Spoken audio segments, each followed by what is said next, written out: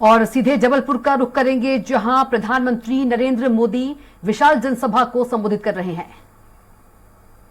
दुर्गावती जी की 500वीं जन्म जयंती मना रहा है। रानी दुर्गावती गौरव यात्रा के समापन अवसर पर मैं उनकी जयंती को राष्ट्रीय स्तर पर मनाने का आह्वान किया था। आज हम सभी इसी उद्देश्य से यहां एकत्र हुए हैं। एक पवित्र कार्य करने के लिए एकत्र हुए हैं। हमारे पूर्वजों का ऋण चुकाने के लिए इकट्ठे हुए हैं। थोड़ी देर पहले ही यहां रानी दुर्गावती जी की उनके भव्य स्मारक का भूमि पूजन हुआ है और मैं अभी वो कैसे बनने वाला है, शिवराज जी मुझे डिटेल में अभी उसका पूरा मैप दिखा रहे थे। मैं पक्का मानता हूं ये बनने के बाद हिंदुस्तान की हर माता को, हर नौजवान को इस धरती पर आने का मन कर जाएगा। एक प्रकार से यात्रा धाम बन जाएगा। रानी दुर्गावती का जीवन हमें सर्वजन हिताय की सीख देता है, अपनी जन्मभूमि के लिए कुछ कर गुजरने का हौसला देता है। मैं रानी दुर्गावती जयंती पर पूरे आदिवासी समाज को, मध्य प्रदेश को और 140 करोड़ देशवासियों को बहुत बहुत बधाई देता हूं।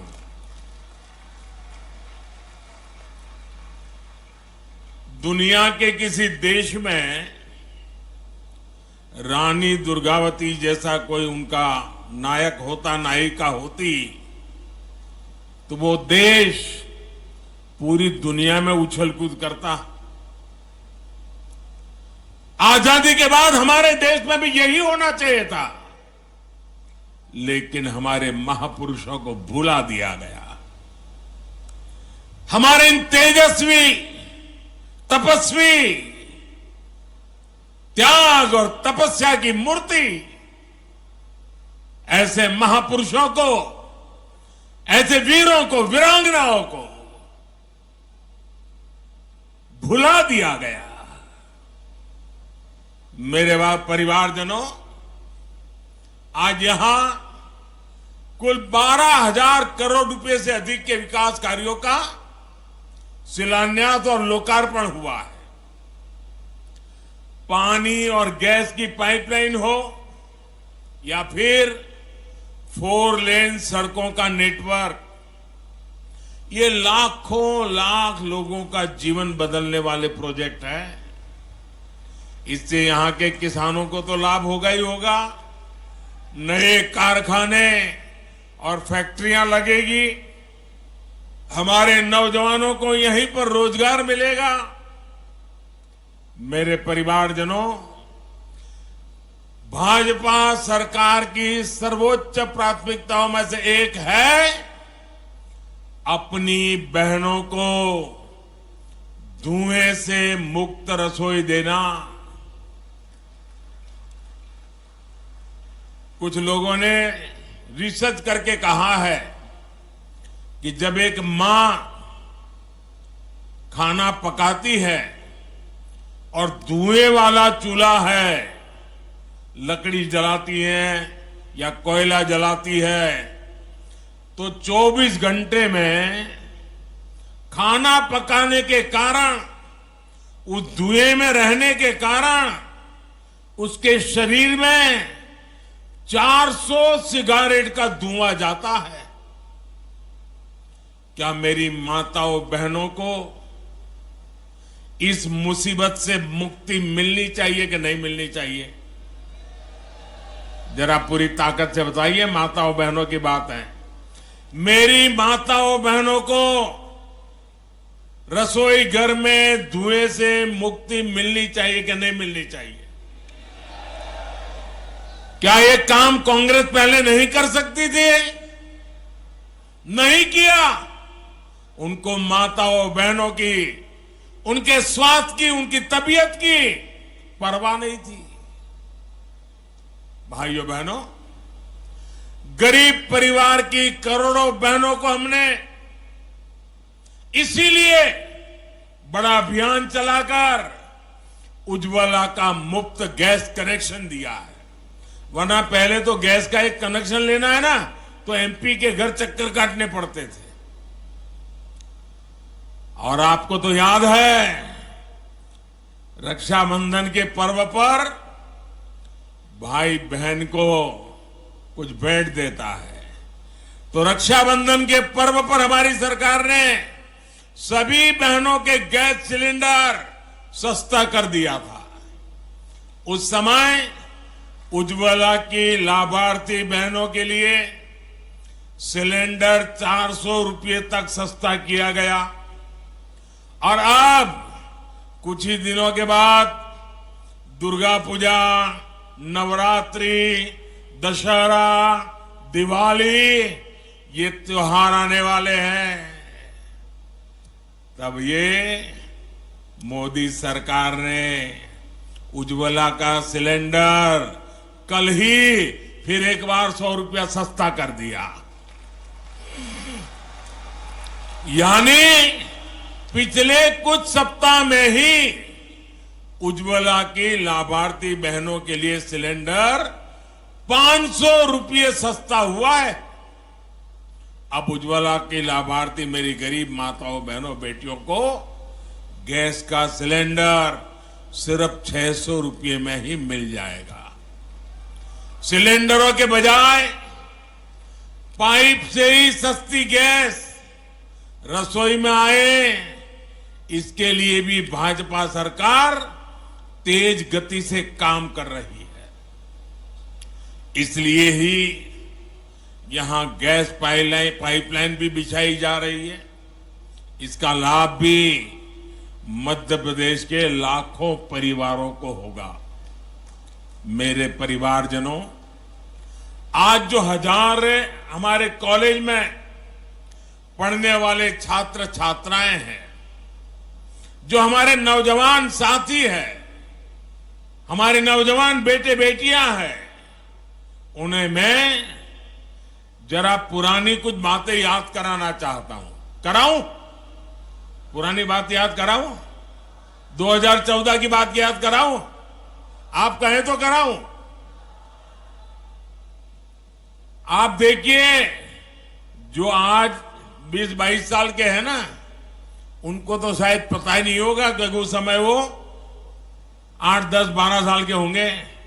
उनको पता ही नहीं होगा कि मोदी आने से पहले क्या हाल था। तब आए दिन कांग्रेस सरकार के हजारों करोड़ रुपए के घोटाले हेडलाइन बना करते थे।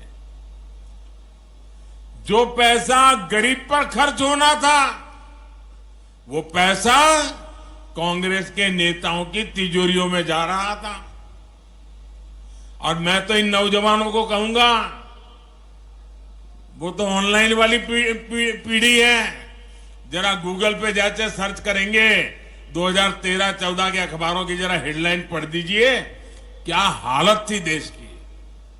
और इसलिए भाइयों बहनों, 2014 के बाद जब आपने हमें सेवा करने का मौका दिया, तो कांग्रेस सरकार की बनाई उन भ्रष्ट व्यवस्थाओं को बदलने का हमने एक अभियान चलाया। उधर भी स्वच्छता अभियान चला दिया। हमने टेक्नोलॉजी का इस्तेमाल करके करीब करीब 11 करोड़, ये आंकड़ा याद रखोगे? जरा जवाब देंगे तो पता चलेगा। ये आंकड़ा याद रखोगे? ये आंकड़ा याद रखोगे? 11 करोड़ फर्जी नामों को हमने सरकारी दफ्तरों से हटाया। कितने? कितने? जरा जोर से बोलिए, कितने? 11 करोड़। ये 11 करोड़ नाम कौन से थे? ये वो नाम थे जिनका कभी जन्म ही नहीं हुआ था, लेकिन सरकारी दफ्तर से खजाना लूटने का रास्ता बन गया था। कांग्रेस ने इनका झूठे नाम, फर्जी नाम, कागजी दस्तावेज तैयार कर दिए।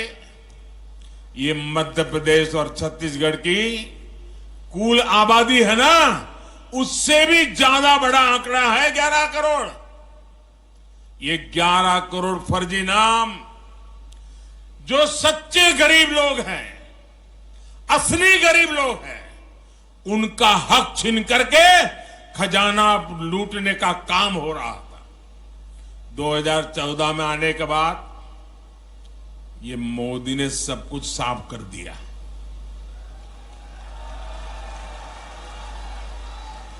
ये लोग गुस्सा करते हैं, इसका कारण भी यही है कि उनकी कटकी बंद हो गई है, कमीशन बंद हो गया है। मोदी ने आकर के सब साफ कर दिया।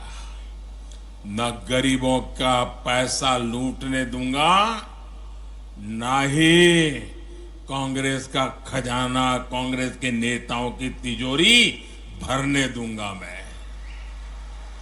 हमने जनधन, आधार और मोबाइल की ऐसी त्रिशक्ति बनाई कि कांग्रेस का भ्रष्ट तंत्र तहस नहस हो गया।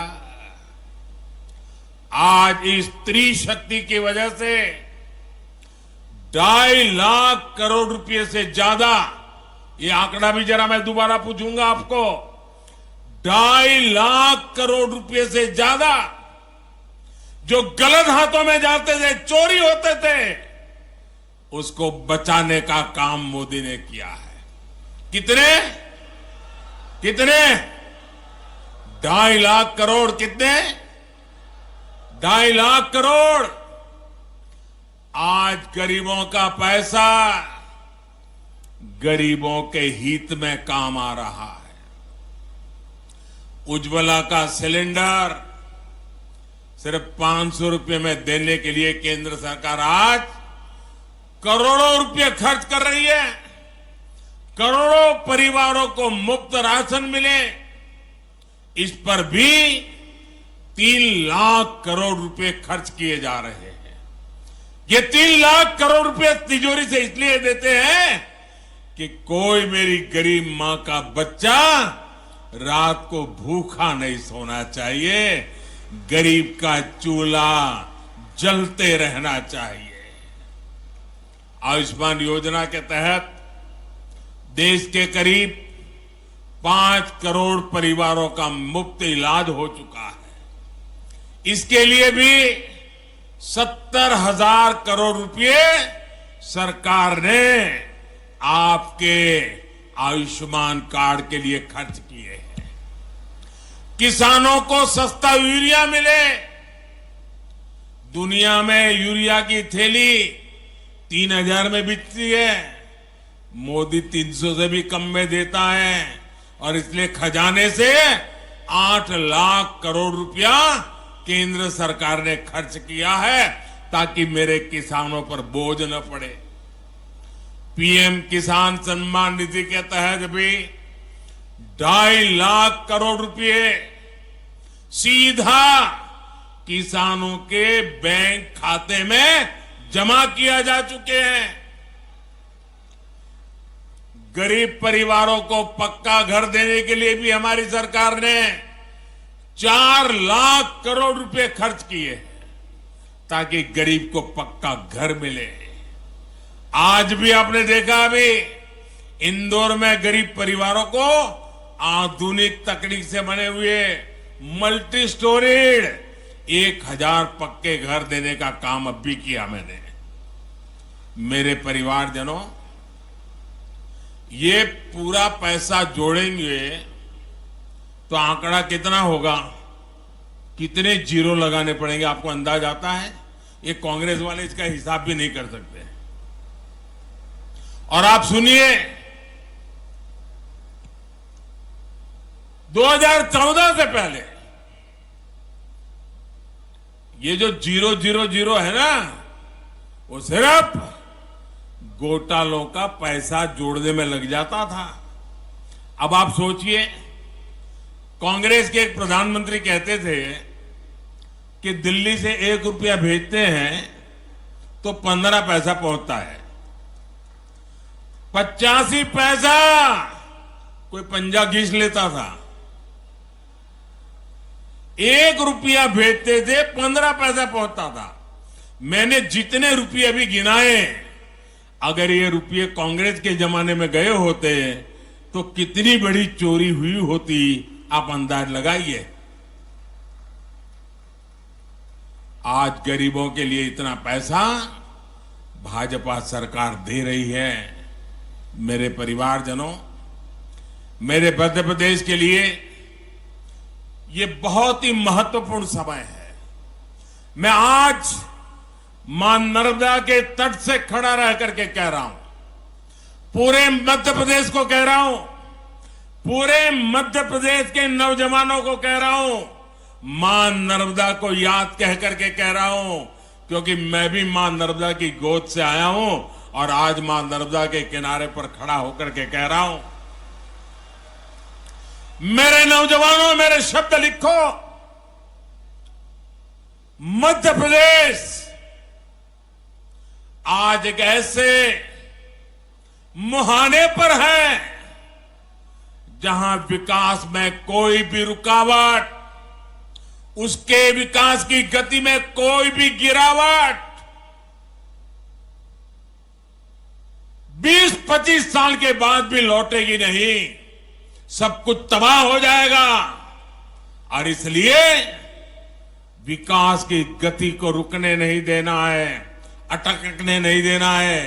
ये 25 साल आपके बहुत महत्वपूर्ण है।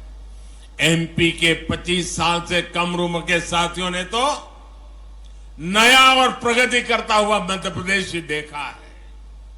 अब ये उनकी जिम्मेदारी है कि आने वाले 25 सालों में जब उनके बच्चे युवा होंगे, तब उनके सामने विकसित मध्य प्रदेश हो, समृद्ध मध्य प्रदेश हो, आन बान शान वाला मध्य प्रदेश हो। इसके लिए आज ज्यादा मेहनत की जरूरत है। इसके लिए आज सही फैसले की जरूरत है। बीते वर्षों में भाजपा सरकार ने एमपी को कृषि निर्यात में टॉप पर पहुंचाया है। अब ये भी जरूरी है कि औद्योगिक विकास में भी हमारा एमपी नंबर 1 बनना चाहिए। बीते वर्षों में भारत का रक्षा उत्पादन और रक्षा निर्यात कई गुना बढ़ा है। इसमें जबलपुर का भी बहुत बड़ा योगदान है। मध्य प्रदेश में डिफेंस से जुड़ा सामान बनाने वाली 4 फैक्ट्रियां तो ये हमारे जबलपुर में ही है। आज केंद्र सरकार अपनी सेना को मेड इन इंडिया हथियार दे रही है। दुनिया में भारत के रक्षा सामान की डिमांड बढ़ रही है। इससे मध्य प्रदेश को भी बहुत लाभ होने वाला है। यहां रोजगार के हजारों नए मौके बनने वाले हैं। मेरे परिवारजनों, आज भारत का आत्मविश्वास नई बुलंदी पर है। खेल के मैदान से लेकर खेत खलिहान तक भारत का परचम लहरा रहा है। अभी देखा होगा आपने, इस समय एशियाई खेल चल रहे हैं, उसमें हम भारत का शानदार प्रदर्शन देख रहे हैं। आज भारत के हर युवा को लगता है कि ये समय भारत के युवा का समय है। ये कालखंड भारत के युवा का कालखंड है। युवाओं को जब ऐसे अवसर मिलते हैं, तब विकसित भारत के निर्माण का जज्बा भी बुलंद होता है। तभी भारत G20 जैसे भव्य विश्व आयोजन इतने गौरव के साथ करा पाता है। तभी भारत का चंद्रयान वहां पहुंचता है जहां कोई देश नहीं पहुंच पाया।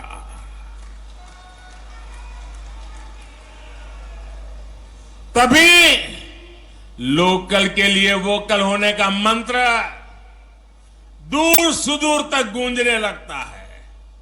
आप सोच सकते हैं, एक तरफ ये देश चंद्रयान पहुंचता है तो दूसरी तरफ 2 अक्टूबर को गांधी जयंती पर दिल्ली के एक स्टोर पर, आप याद कीजिए, 2 अक्टूबर को एक दिन में दिल्ली का जो एक खादी भंडार था, 1.5 करोड़ रुपए से भी ज्यादा खादी बिकी एक स्टोर में।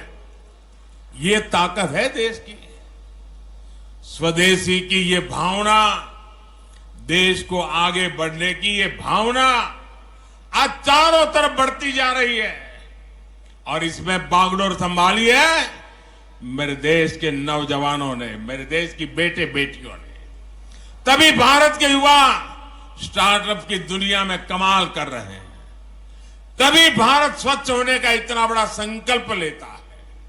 अभी 1 अक्टूबर को ही देश ने जो स्वच्छता अभियान चलाया, उसमें 9 लाख से ज्यादा जगहों पर सफाई कार्यक्रम हुए हैं। 9 लाख जगह पर उस सफाई अभियान में हिस्से लेने वाली संख्या 9 करोड़ से ज्यादा देशवासी घरों से निकले और झाड़ू लेकर के देश में सफाई का काम किया।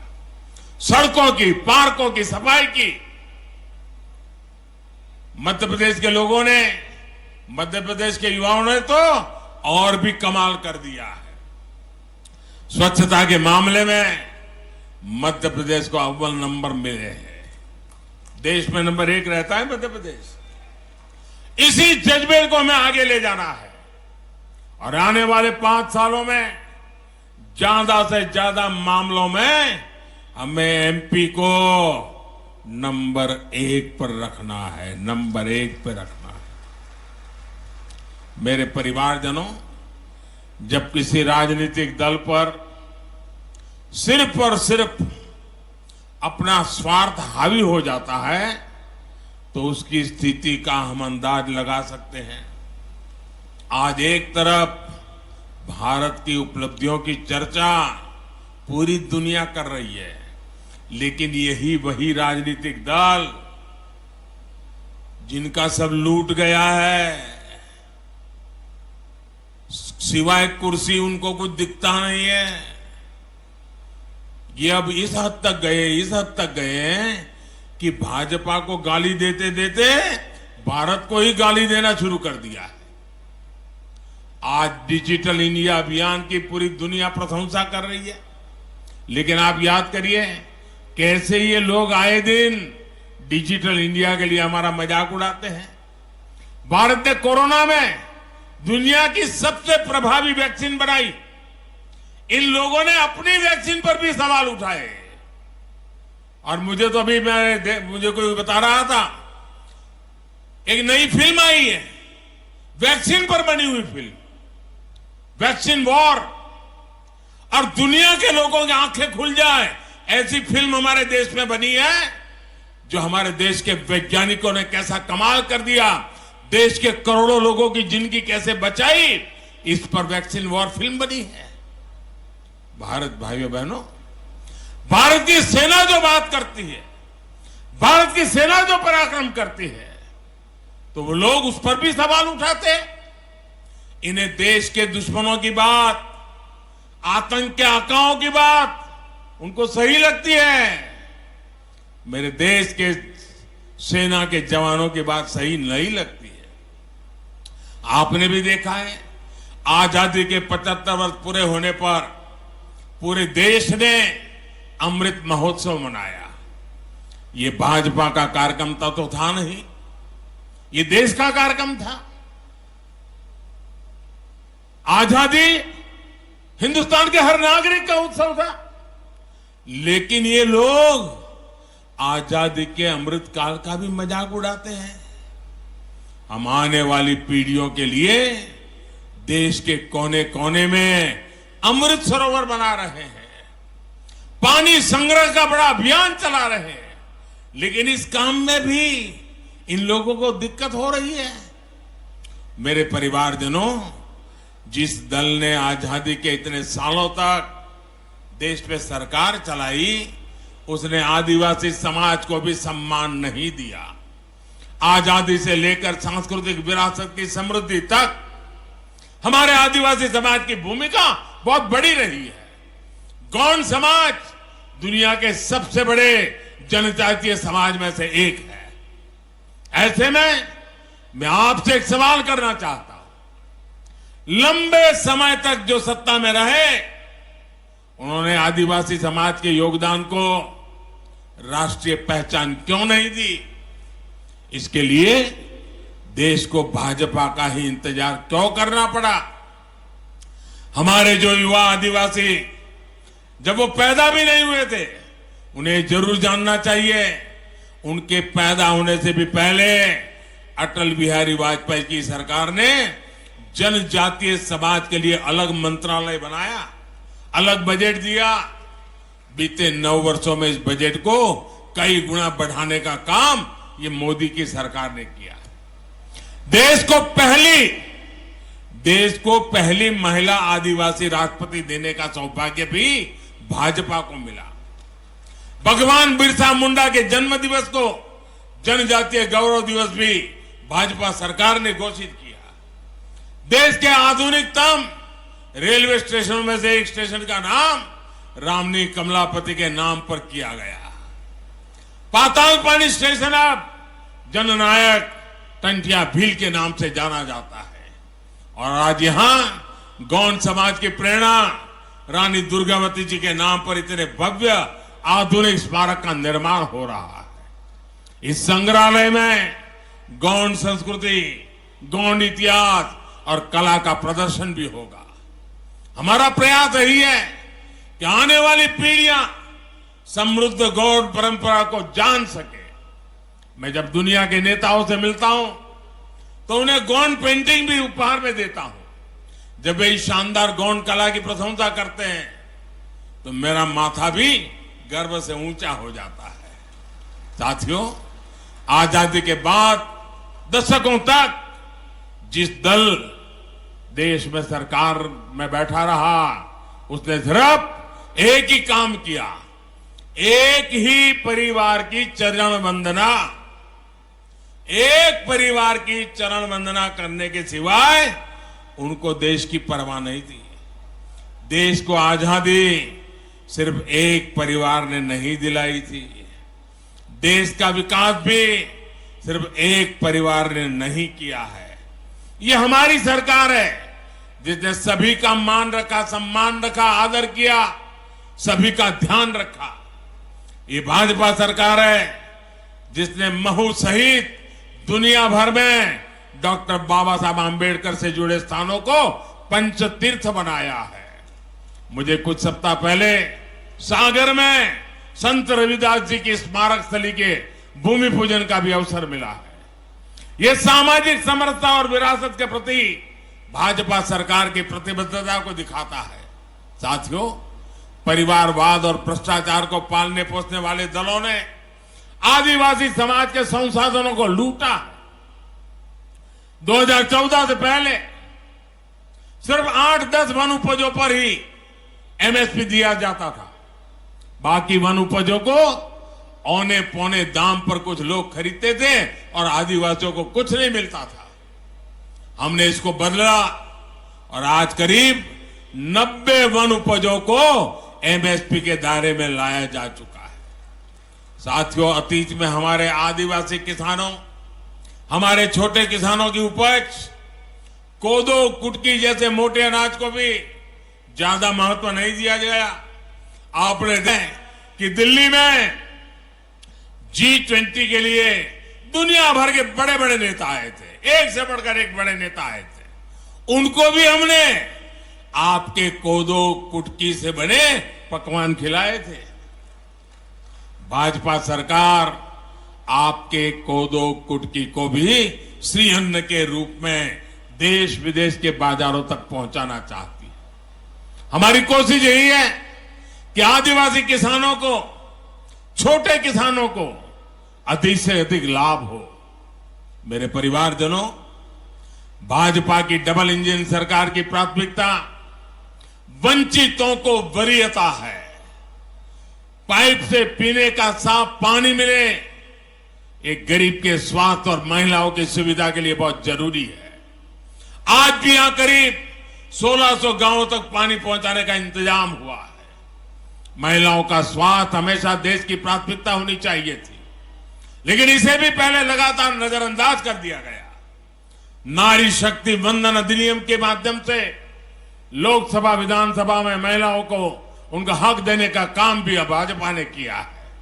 साथियों, गांव के सामाजिक आर्थिक जीवन में हमारे विश्वकर्मा साथियों का बहुत बड़ा योगदान रहता है। इनको सशक्त करना प्राथमिकता होनी चाहिए थी, लेकिन 13,000 करोड़ रुपए की पीएम विश्वकर्मा योजना भाजपा सरकार बनने के बाद हमें उसको लाना पड़ा। मेरे परिवारजनों, भाजपा सरकार गरीबों की सरकार है।